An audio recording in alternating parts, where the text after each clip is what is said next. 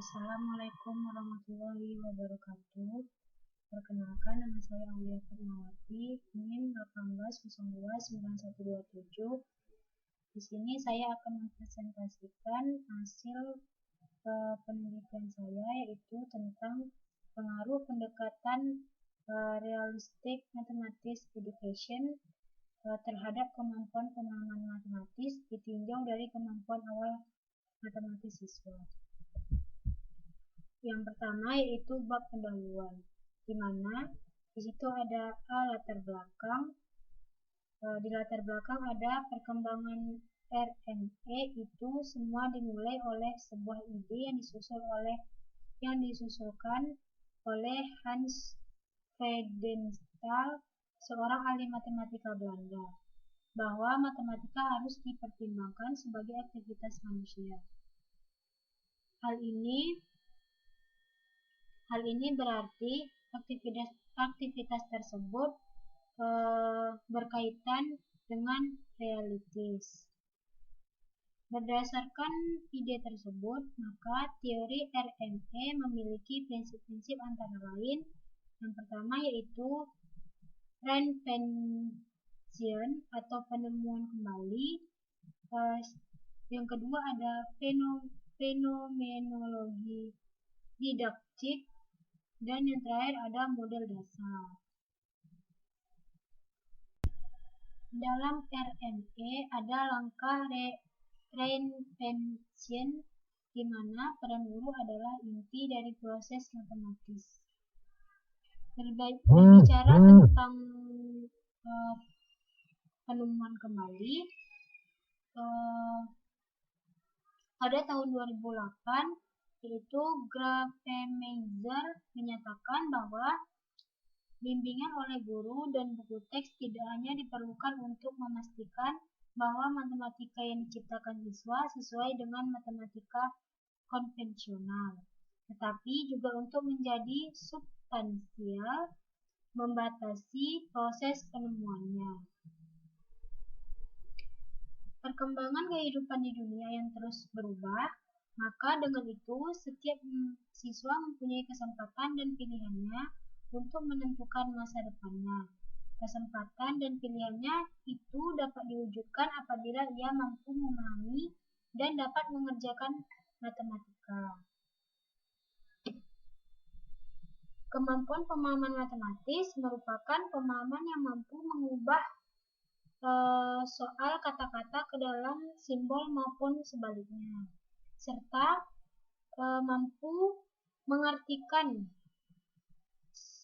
suatu kesamaan, mampu memperkirakan suatu kecenderungan dari gambar. Pemahaman ialah di mana siswa dapat menyelesaikan masalah sampai sejauh mana dengan caranya sendiri, berdasarkan pengetahuan yang sudah diperoleh oleh siswa tersendiri. Pemahaman matematika, suatu konsep akan mudah dipahami oleh siswa jika siswa diberikan kesempatan untuk dapat memperoleh contoh-contoh yang konkret yang telah dikenal siswa. Dalam memperkuat konsep matematika, kemampuan awal matematis yang baik diperlukan oleh siswa karena akan mempengaruhi keberhasilan siswa dalam suatu pembelajaran. Kemampuan awal matematis siswa dalam memecahkan masalah-masalah matematika memiliki peranan yang sangat penting, bahwa kemampuan awal matematika siswa merupakan prasyarat yang sangat penting untuk dapat terlibat dalam mengikuti pembelajaran dengan baik.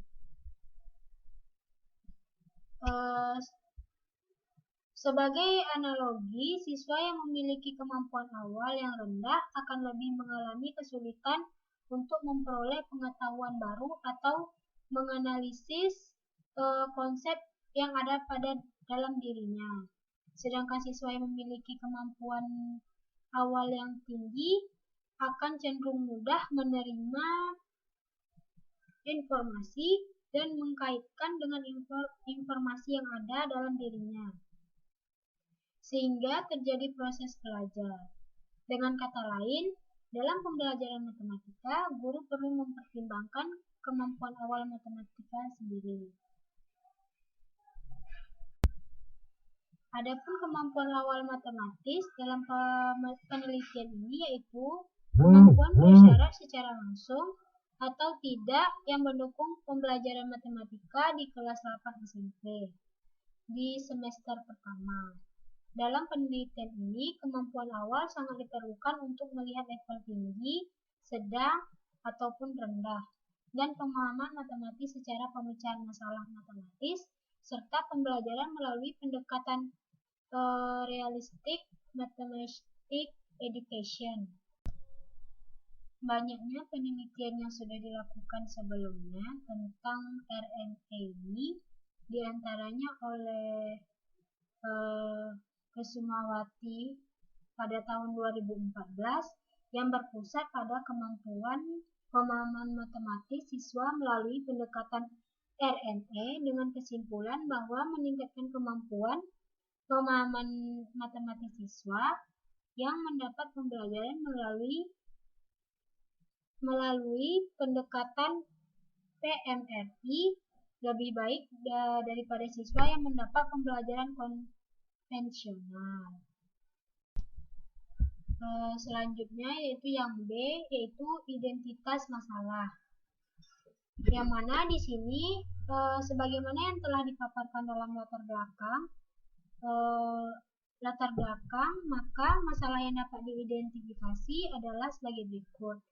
Yang pertama, kemampuan menyatakan kembali sebuah konsep. Yang kedua, kemampuan memecahkan sebuah masalah atau problem atau sebuah kasus untuk meningkatkan sebuah materi prasyarat. Dan yang ketiga, kemampuan menyebutkan contoh atau bukan contoh dari sebuah konsep dalam kehidupan sehari-hari. Selanjutnya yaitu rumusan masalah.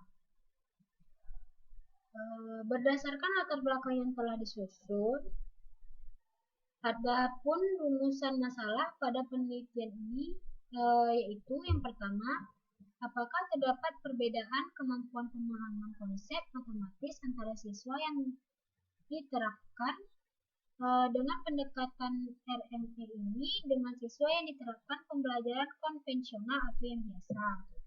Yang kedua yaitu apakah terdapat pengaruh motivasi atau minat belajar siswa terhadap kemampuan pemahaman konsep matematis siswa.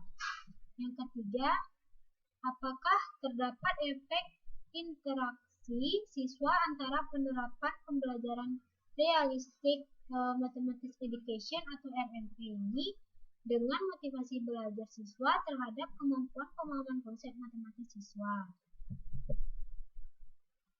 Selanjutnya yaitu tentang tujuan penelitian. Yang mana di sini tujuan penelitiannya ada 3. Yang pertama yaitu untuk mengetahui perbedaan kemampuan pemahaman konsep matematis antara siswa yang diterapkan pendekatannya dengan RMA dengan siswa yang diterapkan pembelajaran konvensional atau yang biasa. Yang kedua, untuk mengetahui pengaruh motivasi belajar siswa terhadap kemampuan pemahaman konsep matematis siswa. Dan yang terakhir yaitu untuk mengetahui efek interaksi antara penerapan pendekatan pembelajaran realistic mathematics education dengan motivasi belajar siswa terhadap kemampuan pemahaman konsep matematis siswa. Selanjutnya yaitu di sini ada manfaat penelitian. Yang mana manfaat penelitian ini diharapkan agar dapat memberikan manfaat, yaitu yang pertama yaitu manfaat teoritis.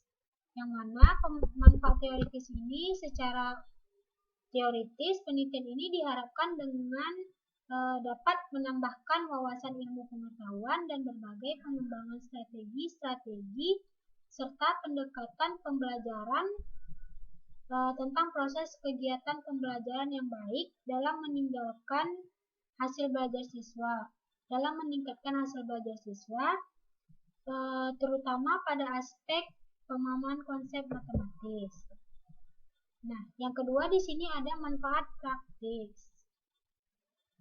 Yang mana manfaat praktis ini yaitu hasil penelitian ini diharapkan dapat memberikan manfaat kepada beberapa pihak. Di antaranya yaitu yang pertama bagi sekolah atau pihak sekolah, yang kedua itu bagi guru, yang ketiga itu bagi peneliti, dan yang terakhir itu bagi siswa. Yang mana untuk bagi sekolah ini diharapkan dapat menjadi salah satu bahan masukan yang dalam rangka perbaikan pembelajaran matematika di sekolah. Nah, sedangkan bagi guru, penerapan pendekatan pembelajaran RMA ini dapat kita lakukan dalam kegiatan pembelajaran yang akan dilakukan pada penelitian ini diharapkan sebagai salah satu interaktif untuk meningkatkan kemampuan pemahaman konsep matematika di siswa SMP. Ya, selanjutnya itu bagi peneliti. Hasil penelitian ini diharapkan menjadi landasan berpijak dalam rangka menindaklanjuti penelitian ini dalam ruang lingkup yang lebih luas. Dan manfaat bagi siswanya yaitu menggunakan pendekatan pembelajaran RMA ini merupakan salah satu usaha atau cara untuk meningkatkan kemampuan pemahaman konsep matematis siswa. Selanjutnya yaitu bab 2 kajian pustaka. Yang mana di sini ada kajian teori. Kajian teori di sini ada kajian teoritis, yang mana di kajian teoritis ini ada pemahaman konsep matematika. Di pemahaman konsep matematika ini, menurut Gaffney, dalam belajar matematika ada dua objek yang dapat diperoleh siswa. Yang pertama itu objek langsung, dan yang kedua itu objek tak langsung. Di mana objek tak langsung itu yaitu kemampuan menyelidiki dan memecahkan masalah, belajar mandiri, bersikap positif terhadap matematika, dan tahu bagaimana mestinya belajar. Sedangkan objek langsung merupakan fakta, keterampilan, konsep, dan aturan. Jadi, berdasarkan uraian tersebut, konsep merupakan objek tak langsung dari matematika yang dapat diperoleh oleh siswa. Pemahaman adalah kemampuan untuk menjelaskan suatu situasi atau suatu tindakan. Sedangkan pengertian konsep yaitu suatu kelas stimuli yang dimiliki sifat-sifat umum. Stimuli ini maksudnya di sini yaitu objek-objek atau orang. Menurut Ngalim, pemahaman atau komprehensi adalah tingkat kemampuan yang mengharapkan testi maupun pemahaman arti sebuah konsep, situasi, serta fakta yang diketahuinya. Sedangkan hal ini, testi tidak hanya hafal secara verbalistis, tetapi memahami konsep dari masalah atau fakta yang dinyatakannya. Sedangkan pemahaman konsep matematika yaitu memiliki arti salah satu kecakapan atau kemampuan untuk memahami dan menjelaskan suatu situasi atau tindakan suatu kelas atau kategori yang dimiliki sifat-sifat umum yang diketahuinya dalam matematika. Nah, dalam pemahaman konsep ini memiliki beberapa tingkat pemahaman. Yang pertama yaitu ada translasi, yang mana di sini maksud translasi yaitu kemampuan untuk mengubah simbol tertentu menjadi simbol lain tanpa perubahan makna. Simbol berupa kata-kata atau verbal diubah menjadi gambar atau bagan atau grafik. Yang kedua yaitu interpretasi, yang mana artinya kemampuan untuk menjelaskan makna yang terdapat di dalam simbol, baik simbol verbal maupun yang nonverbal. Yang ketiga yaitu ekstrapolasi, yang mana memiliki arti kemampuan untuk melihat kecenderungan atau arahan atau kelanjutan dari suatu temuan. Departemen Pendidikan Nasional dalam model penilaian kelas pada satuan SMP atau MTS menyebutkan indikator-indikator yang menunjukkan pemahaman konsep di antara lain, yaitu yang pertama, menyatakan ulang sebuah konsep, yang kedua, mengklarifikasi objek menurut sifat-sifat tertentu sesuai dengan konsepnya, yang ketiga, memberikan contoh atau non-contoh dari konsep. Yang keempat, menyajikan konsep dalam berbagai bentuk representasi matematis. Yang kelima, mengembangkan syarat perlu atau syarat cukup dari suatu konsep. Yang keenam, memanfaatkan dan memilih prosedur tertentu. Dan yang terakhir, mengaplikasikan konsep atau algoritma ke pemecahan masalah. Terus ada keberhasilan siswa dalam mempelajari matematika dipengaruhi oleh beberapa faktor. Di antaranya yaitu yang pertama, faktor yang ada pada organisme itu sendiri yang kita sebut faktor individu. Dan yang kedua yaitu ada faktor yang ada di luar individu yang kita sebut faktor sosial. Nah, yang kedua ada Realistic Mathematics Education atau RME, yang mana pembelajaran RME ini adalah sebuah pendekatan belajar matematika yang dikembangkan sejak tahun 1971 oleh sekelompok ahli matematika di Veenendaal di Belanda. Pendekatan RME ini dikembangkan berdasarkan pandangan Veenendaal yang menyatakan matematika ini sebagai suatu aktivitas. Menurut pendekatan ini, kelas matematika bukan tempat memindahkan matematika dari guru kepada siswa, melainkan tempat siswa menemukan kembali ide dan konsep matematika melalui eksplorasi masalah-masalah nyata. Nah, karena itu siswa tidak dipandang sebagai penerima pasif, tetapi harus diberi kesempatan untuk menemukan kembali konsep-konsep matematika di bawah bimbingan guru. Menurut Treveles, karakteristik RME adalah menggunakan konteks dunia nyata, model-model, produksi, dan kontribusi siswa. Terus ada interaktif dan keterkaitannya.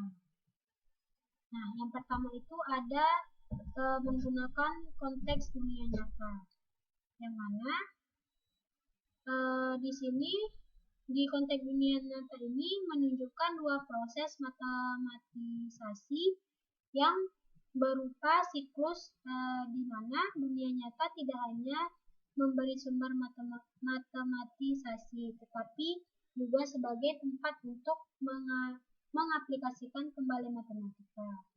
Yang mana di dunia nyata itu ada matematisasi dalam aplikasi, terus itu ada aplikasi dan formalisasi, dan yang terakhir ada matematisasi dan refleksi. Seterusnya balik lagi ke dunia nyata. Selanjutnya yaitu yang D, yaitu menggunakan model-model. yang mana istilah model yaitu yang berkaitan dengan model situasi dan model matematik yang dikembangkan oleh siswa sendiri.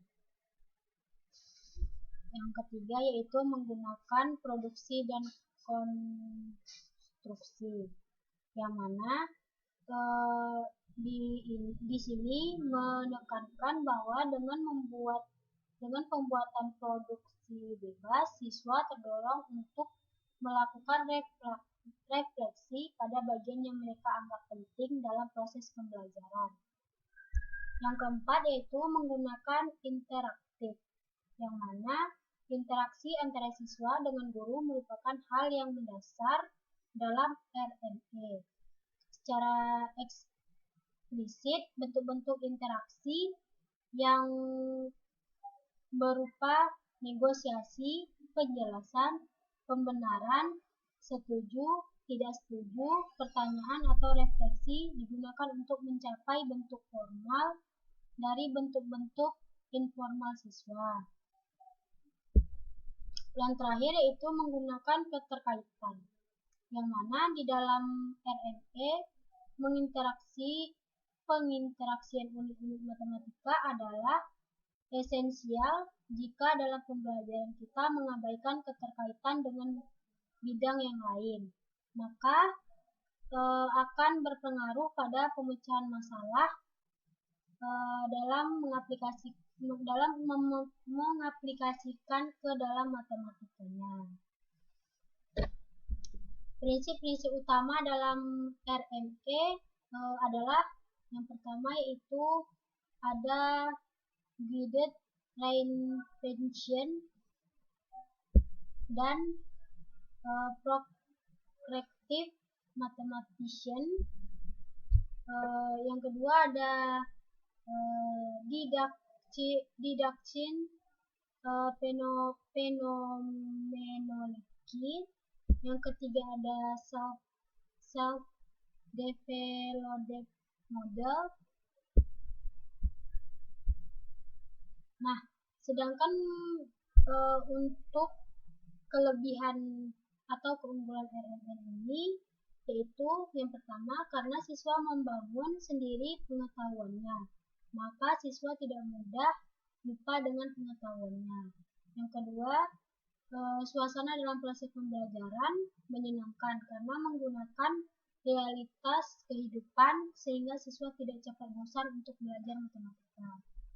Yang ketiga, siswa merasa dihargai dan semakin terbuka karena setiap jawaban siswa ada nilainya atau diterima guru. Yang keempat, memupuk kerjasama dalam kelompok. Yang kelima, melatih keberanian siswa karena harus menjelaskan jawabannya. Yang keenam, melatih siswa untuk terbiasa berpikir dan mengemukakan pendapat. Dan yang terakhir, pendidikan berbudi pekerti, misalnya saling kerjasama dan menghormati teman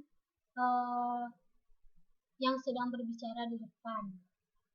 Nah, sedangkan kelemahannya yaitu yang pertama, karena sudah terbiasa diberikan informasi terlebih dahulu, maka siswa ini agak masih kesulitan menemukan sendiri jawabannya.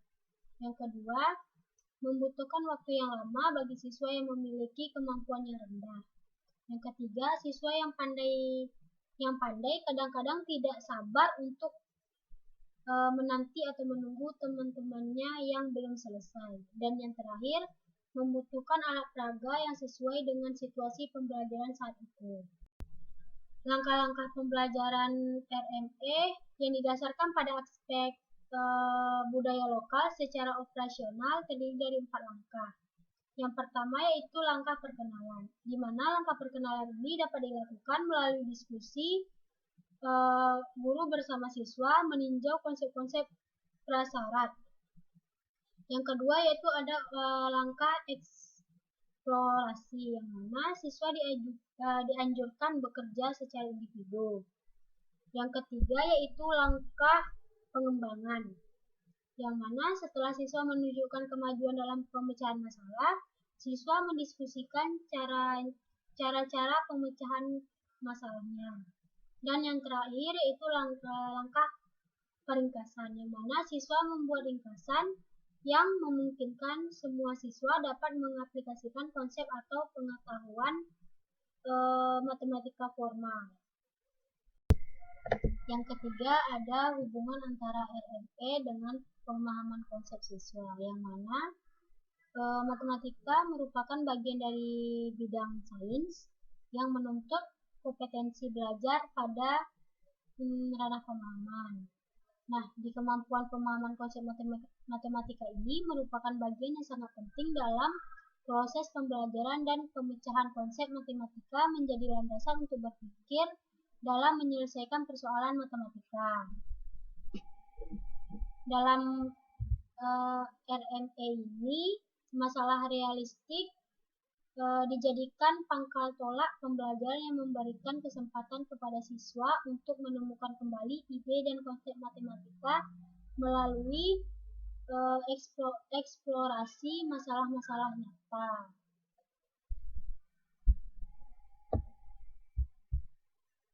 Selanjutnya yaitu tentang penelitian yang relevan, di mana hubungan antara RME dengan pemahaman konsep siswa matematika merupakan bagian dari bidang sains yang menuntut kompetensi belajar pada ranah pemahaman.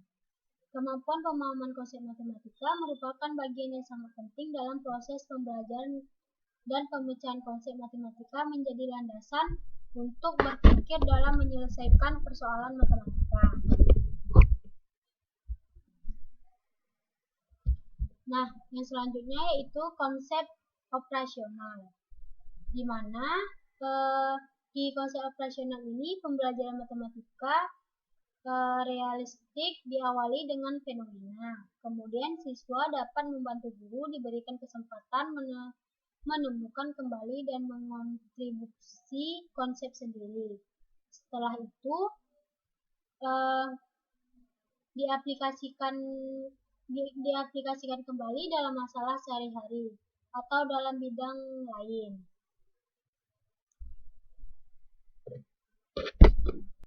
Yaitu dalam pendekatan RME, implementasi pembelajaran matematika dengan pendekatan RME dalam penelitian ini adalah sebagai berikut. Yang pertama yaitu pendahuluan, yang mana di pendahuluan ada yang pertama, guru menggunakan pengantar berupa masalah-masalah kontekstual yang dilakukan dalam kehidupan sehari-hari sebagai apresiasi. Yang kedua, guru memberikan manfaat pembelajaran sebagai motivasi. Dan yang ketiga, guru membagi siswa menjadi beberapa kelompok. Satu kelompok terdiri dari 4-5 orang siswa. Nah, kegiatan kedua yaitu kegiatan inti, di mana kegiatan inti ini siswa diberi permasalahan atau soal kontekstual. Selanjutnya, masing-masing kelompok diskusi duduk di tempatnya masing-masing. Dan tiap kelompok diberi lembar kerja diskusi tentang materi yang dipelajari untuk dikerjakan secara coba-coba atau informal dan didiskusikan secara per kelompok. Nah, selanjutnya siswa menggunakan alat peraga yang telah disiapkan untuk menemukan sendiri strategi atau penyelesaian dari masalah. Setelah selesai diskusi kelompok, guru meminta salah satu kelompok mempresentasikan hasil strategi informal mereka yang selanjutnya digunakan untuk mengkontribusi pengetahuan formalnya. Dan juga siswa yang lain untuk dapat memperhatikan yang selanjutnya diberikan yang siswa yang lain dapat memperhatikan kelompok yang maju untuk lebih memahaminya lagi dan diberi kesempatan untuk bertanya, menyanggah hasil pekerjaan kelompok yang sedang mempresentasikan pekerjaannya atau yang sedang tampil. Dan guru ini cuma sebagai moderator, fasilitator dalam pembelajaran diskusi kelas agar diskusi dapat berjalan dengan lancar dan tetap menjaga kesopanan menghormati dan menghargai pendapat orang lain. Setelah itu, siswa dapat melakukan tanya jawab. Guru baru menunjukkan langkah formal yang diperlukan untuk menyelesaikan soal tersebut. Dan juga guru membimbing siswa mengkaitkan materi yang sedang dipelajari dengan bidang yang lain. Dan siswa juga diberikan latihan soal untuk dikerjakan secara individu supaya lebih memahami materi itu lagi. Nah, untuk ketiga yaitu penutupan, di mana di dalam penutupan ini guru membimbing siswa untuk membuat rangkuman dari materi yang telah dipelajari pada hari itu dan juga memberikan tugas rumahan untuk siswanya. Selanjutnya yaitu hipotesis, yang mana hipotesis adalah dugaan sementara yang perlu diuji lebih dulu kebenarannya. Hipotesis dalam penelitian ini yaitu sebagai berikut. Yang pertama yaitu ada HA, di mana di sini ada pengaruh yang positif pendekatan RME terhadap kemampuan pemahaman matematis ditinjau dari kemampuan awal matematis siswa. Terus ada HO atau H0, di mana di sini tidak ada pengaruh yang positif, pendekatan RME terhadap kemampuan pemahaman matematis yang ditinjau dari kemampuan awal matematis siswa. Selanjutnya ada kerangka pikiran, di mana di sini ada saya bikin kerangka pikirannya, yaitu yang pertama ada proses pembelajaran. Nah, di proses pembelajaran ini saya sudah membuat permasalahannya. Yang pertama yaitu membuat pernyataan kembali sebuah konsep. Yang kedua, mampu memecahkan sebuah masalah atau problem atau sebuah kasus untuk meningkatkan sebuah materi prasyarat. Dan yang ketiga, mampu menyebutkan contoh atau bukan contohnya. Nah, perilaku yang dipakai itu di sini saya memakai dua, ada kelas eksperimen dan kelas kontrol. Di mana di kelas eksperimen saya menggunakan model realistik matematis education atau RME, dan di kelas kontrol saya menggunakan pembelajaran langsung atau pembelajaran formal. Nah, di dua kelas ini saya memakai instrumen tes, yang mana di instrumen tesnya saya memakai randomized control group validation, di mana di sini saya memakai analisis juga, dan kesimpulannya pengaruh penggunaan model realistik matematika education atau RME terdapat kemampuan pemahaman konsep matematika. Kemampuan konsep matematis. Baiklah, selanjutnya yaitu bab 3, yaitu metode penelitian, di mana di sini ada yang pertama metode dan rancangan penelitian, di mana metode penelitian ini adalah penelitian kuasi eksperimen dan desain yang digunakan adalah randomized control group validation, dan penilaian eksperimen merupakan kegiatan penilaian untuk mengontrol, memanipulasi dan mengobservasi subjek penelitian. Desain eksperimen yang digunakan dalam penelitian ini adalah desain eksperimen sederhana. Dalam desain eksperimen sederhana terdapat dua kelompok yang dipilih secara random. Yang pertama yang satu kelompok bertindak sebagai kelompok kontrol dan kelompok lain bertindak sebagai kelompok eksperimen. Perbandingan hasil antara dua kelompok menunjukkan efek dari perlakuan yang telah diberikan. Kelompok kontrol berfungsi sebagai pembanding dengan kelompok eksperimen yang telah diberikan perilaku selama kurun waktu tertentu. Model desainnya sebagai yang saya pakai itu ada RX, yaitu O1, sedangkan R-nya O2. Keterangannya R itu adalah random, O1 itu ada post-test kelompok eksperimen, yang O2 itu ada post-test kelompok kontrol, dan X itu adalah perilaku. Selanjutnya ada populasi dan sampel, di mana di sini saya mengambil populasinya dalam penelitian ini sebagai dua kelas siswa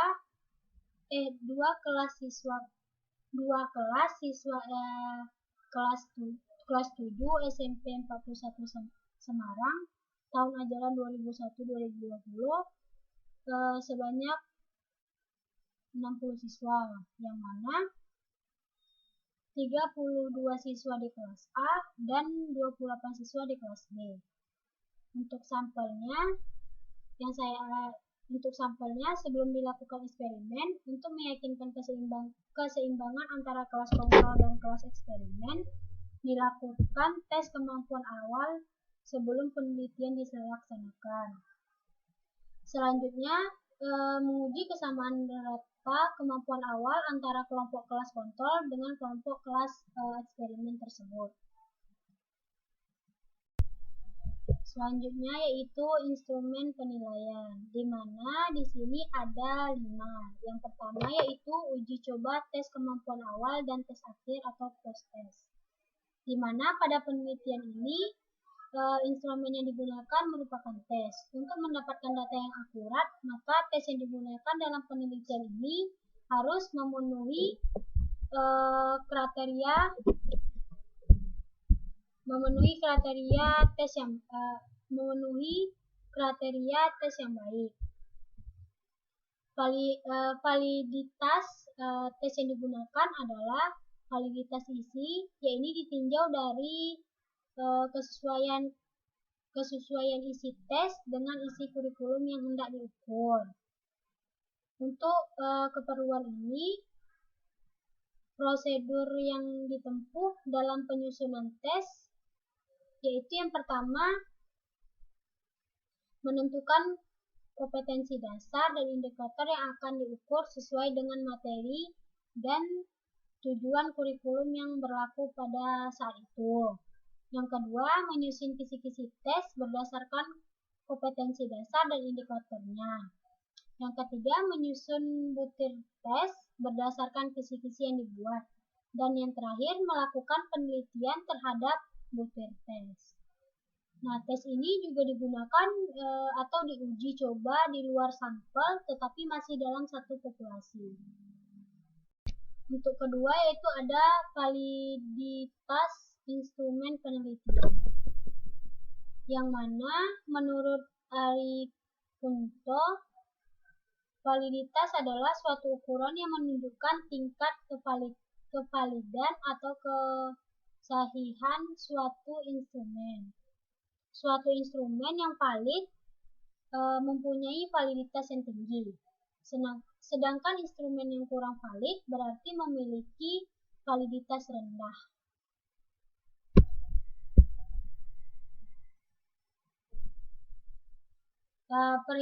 Perhitungan validitas butir soal dilakukan dengan rumus korelasi produk momen yang dikemukakan oleh Ari Kunto, yaitu Rxy sama dengan sigma xy dikurang sigma x dikali sigma y per n per akar x kuadrat dikurang sigma x kuadrat per n dalam kurung kurawal dikali sigma y kuadrat dikurang sigma y kuadrat per n kurung kurawal, di mana keterangannya Rxy ini koefisien korelasi, sigma x ini jumlah skor item,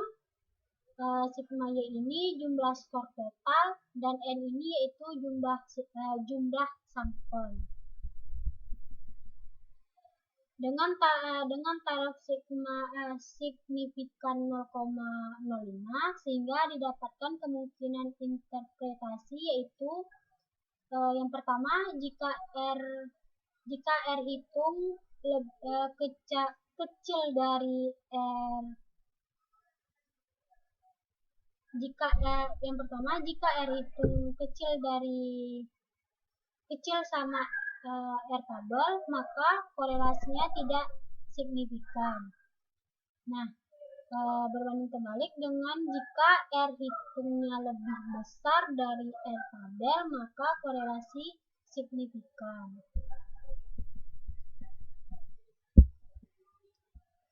Yang ketiga yaitu pengujian reliabilitas instrumen, di mana reliabilitas ini yaitu kemampuan instrumen penelitian untuk mengumpulkan data secara tetap. Instrumen yang mempunyai tingkat reliabilitas tinggi cenderung menghasilkan data yang sama walaupun dilakukan pada waktu yang berbeda. Reliabilitas soal digunakan untuk menentukan apakah soal tes yang dibuat dapat dipercaya atau tidak. Reliabilitas soal tes dapat dicari dengan menggunakan rumus alfa. Rumus alfa yang digunakan di sini yaitu yang menurut Ari Kunto. Yang keempat yaitu analisis tarif kesukaran uji coba instrumen, yang mana di tarif kesukaran suatu butir soal menunjukkan apakah butir soal tersebut tergolong butir soal yang sugar, sedang atau mudah. Butir soal yang baik adalah butir soal yang tidak terlalu mudah ataupun tidak terlalu susah. Soal yang terlalu mudah tidak merangsang siswa untuk mempertinggikan usaha pemecahannya. Sebaliknya, soal yang terlalu susah atau sugar akan menyebabkan siswa menjadi putus asa dan tidak mau mencari jawaban dari soal itu.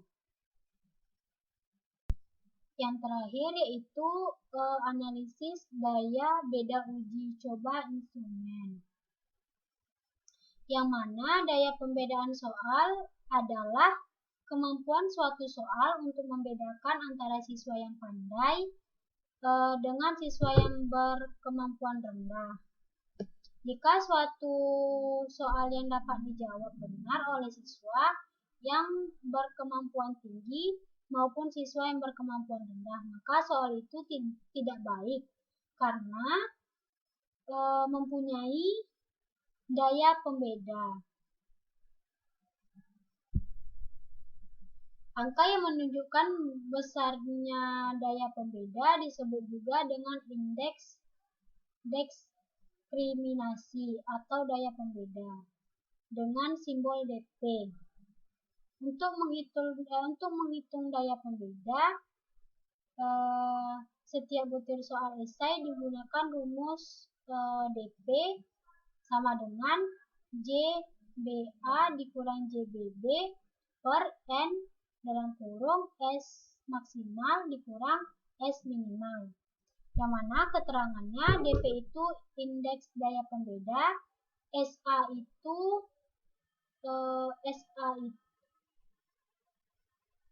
BA itu jumlah siswa skor kelompok atas, BB itu jumlah siswa skor kelompok bawah, sedangkan N itu yaitu 25% jumlah peserta tes.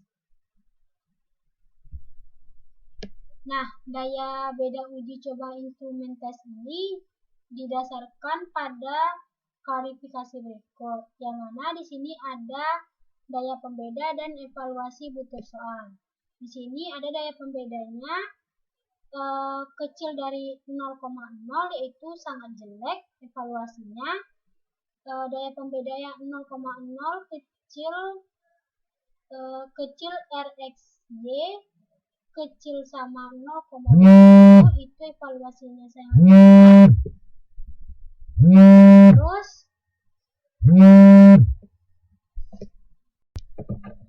baiklah, selanjutnya yaitu prosedur pengumpulan data, di mana data yang dikumpulkan yaitu data mengenai kemampuan awal matematika. Siswa diperoleh dari dokumen sekolah yang berupa hasil tes kemampuan awal sebelum penelitian, kemampuan pemahaman konsep, dan kemampuan komunikasi matematis siswa diperoleh melalui tes bentuk uraian. Selanjutnya yaitu metode analisis data, di mana di sini yang pertama yaitu data tes.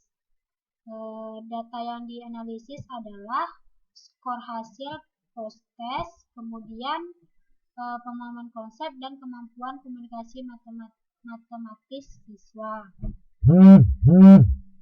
Metode analisis data yang digunakan adalah analisis perbedaan dua rata dengan menggunakan rumus uji T dengan bantuan paket program statistical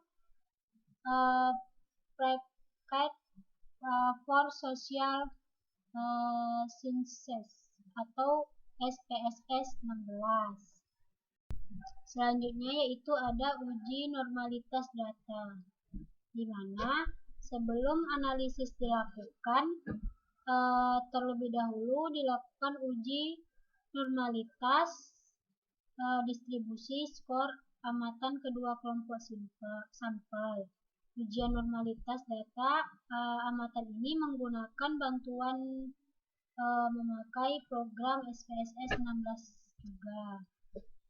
Normal tidaknya data ditentukan dari pedoman pengambilan keputusan, itu yang pertama nilai signifikan atau probabilitas kecil 0,05 yaitu distribusi adalah tidak normal, sedangkan besar dari 0,05 yaitu distribusinya adalah normal.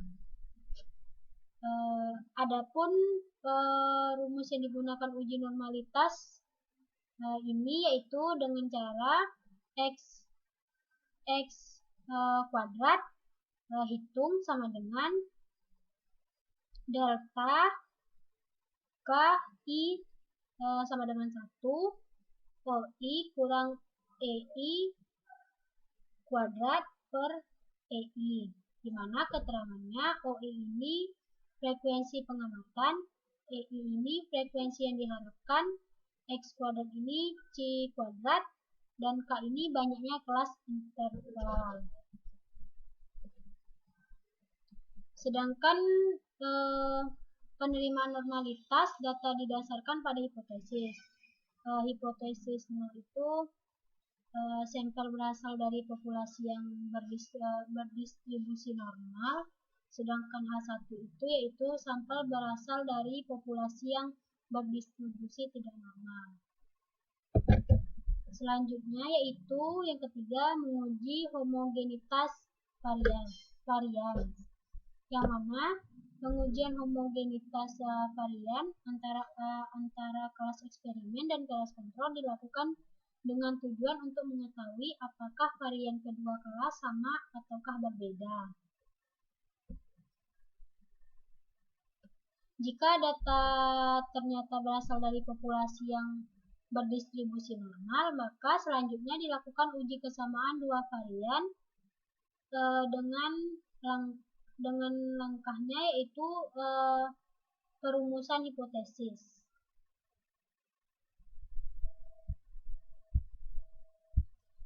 Yang keempat yaitu uji hipotesis penelitian, di mana uji ini hipotesis yang akan diuji yaitu yang pertama hipotesis 1, yang mana H01 dibanding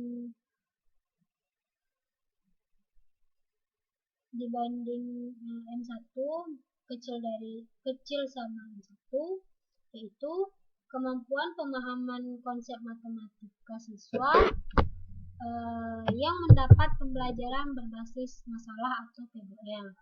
PBL-nya sama atau lebih rendah dibandingkan dengan pemahaman konsep matematika siswa yang mendapat pembelajaran konvensional. Sedangkan H2 di H1-nya yaitu kemampuan pemahaman konsep matematika siswa yang mendapat pembelajaran berbasis masalah atau PBL lebih baik dibandingkan dengan kemampuan pemahaman konsep matematika siswa yang mendapatkan pembelajaran konvensional. Nah, sedangkan di hipotesis 2 itu, di yang H02-nya, kemampuan komunikasi matematis siswa yang mendapatkan pembelajaran PBL ini sama atau lebih rendah dibandingkan dengan kemampuan komunikasi matematis siswa yang mendapat pembelajaran konvensional. Sedangkan di H12, kemampuan komunikasi matematis siswa yang mendapatkan pembelajaran PBL ini lebih baik dibandingkan dengan kemampuan komunikasi matematis siswa yang mendapat pembelajaran konvensional. Nah, sekian presentasi dari penelitian yang sudah saya susun. Lebih dan kurang saya mohon maaf. Assalamualaikum warahmatullahi wabarakatuh.